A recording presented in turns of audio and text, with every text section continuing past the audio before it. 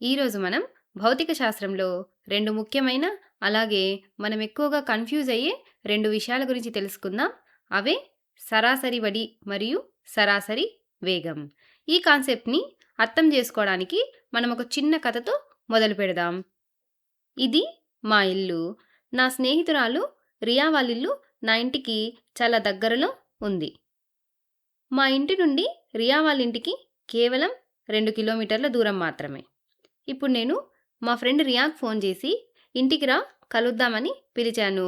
రియా వెంటనే సరే ఇప్పుడే బయలుదేరుతున్నా అని చెప్పి తన సైకిల్ మీద బయలుదేరింది. కానీ ఇక్కడే ఒక చిన్న ట్విస్ట్ ఉంది. రియాకి ఐస్ క్రీమ్ అంటే చాలా ఇష్టం. రియా మా ఇంటికి నేరుగా రాకుండా ముందు ఐస్ క్రీమ్ షాపుకు వెళ్ళింది. మా ఇంటి నుండి ఐస్ క్రీమ్ షాపు యొక్క దూరం 8 కిలోమీటర్లు. రియా తన ఇంటి నుండి ఐస్ క్రీమ్ షాపుకు వెళ్ళడానికి అంటే ఈ 10 కిలోమీటర్ల దూరానికి సుమారు 1 గంట సమయం తీసుకుంది.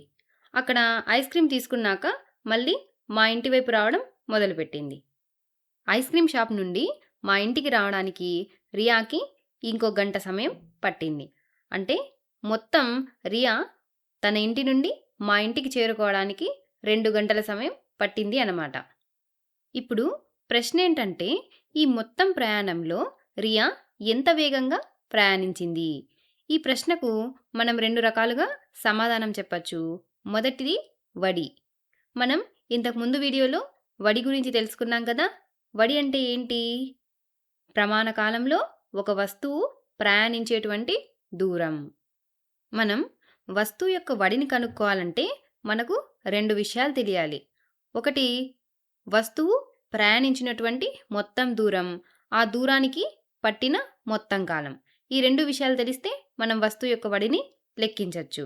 సరే, ఇప్పుడు మనం రియా ప్రయాణించినటువంటి దూరం చూద్దాం. రియా మొదట 10 కిలోమీటర్లు వెళ్ళింది. అంటే తన ఇంటి నుంచి ఐస్ క్రీమ్ షాపుకు 10 కిలోమీటర్లు. ఆ తర్వాత ఐస్ క్రీమ్ షాప్ నుండి మా ఇంటికి చేరుకోవడానికి 8 కిలోమీటర్ల దూరం ప్రయాణించింది. అంటే 10 + 8 మొత్తం 18 కిలోమీటర్లు. ఈ 18 కిలోమీటర్లు రియా ప్రయాణించడానికి ఎంత సమయం తీసుకుంది? మొదట 1 గంట, తర్వాత 1 గంట. మొత్తం 2 గంటలు. సరే, ఇప్పుడు మనం ఈ విలువని రాసుకుందాం. దూరం d = 18 కిలోమీటర్లు. కాలం t = 2 గంటలు. ఇప్పుడు మనం రియా యొక్క వడిని లెక్కిద్దాం. మనకు వడికి సూత్రం తెలుసు కదా! ఏంటి? వడి దూరము by column. Speed distance by time. ఇప్పుడు మనం విలువల్ని ప్రతిక్షేపించి వడిని లెక్కిస్తే వడి 18 కిలోమీటర్లు బై 2 గంటలు. మనం 18ని 2తో భాగిస్తే దట్ 9 కిలోమీటర్ పర్ గంట. అయితే ఇక్కడ మనం ఒక ముఖ్యమైన విషయాన్ని గమనించాలి. రియా నిజంగానే ప్రతి గంటకు 9 కిలోమీటర్ల చొప్పున ప్రయాణించిందా? లేదు. ఎందుకంటే మొదటి గంటలో రియా 10 కిలోమీటర్ల దూరం వెళ్ళింది. అంటే అక్కడ కొంచెం వేగంగా వెళ్ళింది. రెండో గంటలో కేవలం 8 కిలోమీటర్లు మాత్రమే ప్రయాణించింది. అంటే ఇక్కడ కొంచెం నెమ్మదిగా వెళ్ళిందనమాట. అయితే ఈ 9 కిలోమీటర్ పర్ అవర్ అనేది ఏంటి? ఇది సరాసరి వడి. దీని అర్థం ఏంటంటే రియా మొత్తం ప్రయాణంలో ఒకే వడితో వెళ్ళలేదు. మొదట తన ఇంటి నుండి ఐస్ క్రీమ్ షాపుకి కాస్త వేగంగా వెళ్ళింది. ఆ తరువాత ఐస్ క్రీమ్ షాప్ నుండి మా ఇంటికి వచ్చేటప్పుడు కొంచెం నెమ్మదిగా వచ్చింది. కానీ మనం మొత్తం ప్రయాణానికి వడిని లెక్కించాల్సొచ్చినప్పుడు మనం ఆ మొత్తం 18 కిలోమీటర్లను 2 గంటలకు సమానంగా పంచేశాం. అంటే ఇక్కడ రియా ప్రతి గంటకు సమాన దూరంలో ప్రయాణించింది అని ఊహించుకొని చెప్తున్నాం. ఈ విధంగా చెప్పే విలువని సరాసరి అంటాం. సరాసరి గురించి మీకు ఇంకొంచెం బాగా అర్థమవ్వడానికి ఒక ఉదాహరణ తీసుకుందాం. ఫిజిక్స్ ఎగ్జామ్‌లో రాముకి 10కి 10 మార్కులొచ్చాయి. రియాకి 8 మార్కులొచ్చాయి. అయితే ఇప్పుడు ఈ ఇద్దరి సరాసరి మార్కులెంత అని అడిగితే ఏం చేస్తాం? 10 + 8/2 ఎంత? 9 మార్కులు కదా! ఇక్కడ 9 మార్కులు రాముకి రాలేదు, రియాకి కూడా రాలేదు. రాముకేమో 9 కంటే ఎక్కువ 10 మార్కులొచ్చాయి. రియాకేమో 9 కంటే తక్కువ 8 మార్కులొచ్చాయి. కానీ సరాసరి మాత్రం 9. అదేవిధంగా రియా కూడా ఒక గంటలో ఖచ్చితంగా 9 కిలోమీటర్లు వెళ్ళకపోయినా రియా యొక్క సరాసరి వడి మాత్రం 9 కిలోమీటర్ పర్ హవర్.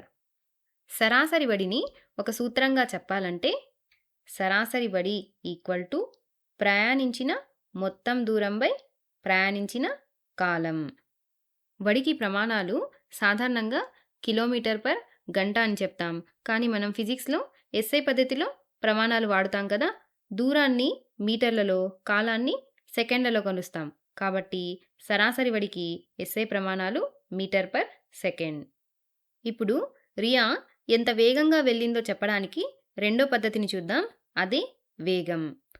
వేగం అంటే ప్రమాణ కాలంలో ఒక వస్తువు పొందిన స్థానభ్రంశం. చాలామంది వడి మరియు వేగం రెండు ఒక్కటే అనుకుంటారు. కానీ భౌతిక శాస్త్రంలో ఈ రెండిటికి చిన్న తేడా ఉంది. వేగం అనేది ఒక వస్తువు యొక్క స్థానం ఎంత మారిందనే దాని గురించి చెప్తుంది. మనం వేగం గురించి చెప్పేటప్పుడు ఆ వస్తువు ఎంత దూరం తిరిగి వచ్చిందనేది మనకు అనవసరం. కేవలం అది ఎక్కడ మొదలైంది, ఆ తర్వాత ఎక్కడికి చేరింది అంటే స్థాన మార్పును మాత్రమే మనం తీసుకోవాలి. దీన్నే మనం స్థానభ్రంశం అంటాం. ఇప్పుడు మనం వేగంకి సూత్రం రాద్దాం. వేగం ఈక్వల్ టు స్థానభ్రంశం by column. Velocity equal to displacement by time. సరే, ఇప్పుడు మనం మళ్ళీ రియానే ఉదాహరణగా తీసుకుంటే రియా మొదట తన ఇంటి దగ్గర ఉంది. అది తన తొలి స్థానం. ఈ 2 గంటల తర్వాత అంటే రియా ఐస్ క్రీమ్ షాప్‌కెళ్ళి మళ్ళీ మా ఇంటికి చేరుకుంది కదా!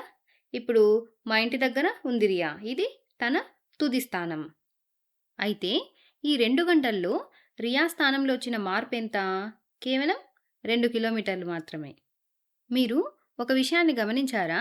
రియా సైకిల్ తొక్కిందేమో 18 కిలోమీటర్లు. కానీ రియా యొక్క స్థానంలో వచ్చిన మార్పెంత? కేవలం 2 కిలోమీటర్లు. మనం సరాసరి వేగం లెక్కించేటప్పుడు ఈ స్థానభ్రంశాన్ని మాత్రమే పరిగణలోకి తీసుకోవాలి. దూరం మనకి అనవసరం.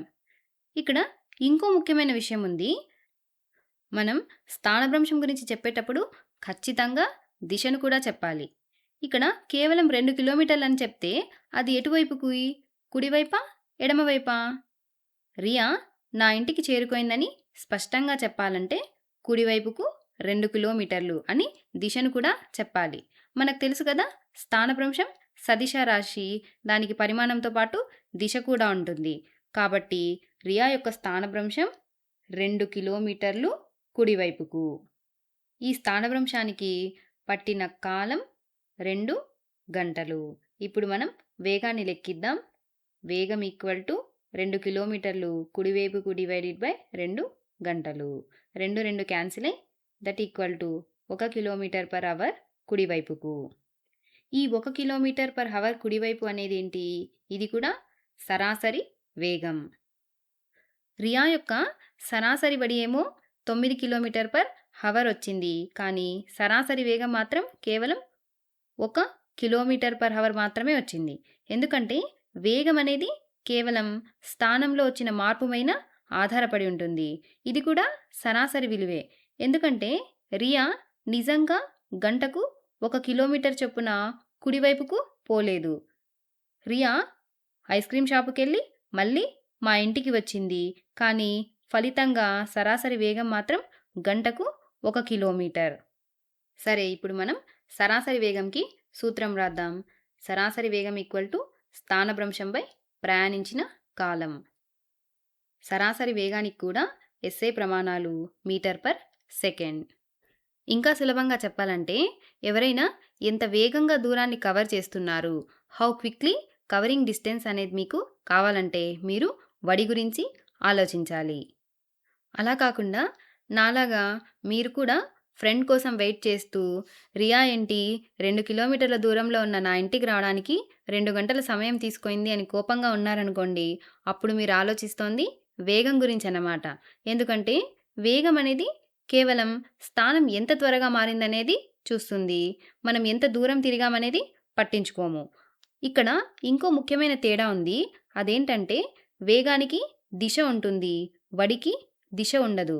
అంటే వేగం సదిశ రాశి, వడి అనేది అదిశ రాశి. చివరగా రియా నా కోసం ఐస్ క్రీమ్ తెచ్చింది కాబట్టి నేను, రియా సంతోషంగా ఐస్ క్రీమ్ తింటున్నాం. ఈ వీడియోలో మీరు సరాసరి వడి మరియు సరాసరి వేగం గురించి తెలుసుకున్నారు కదా!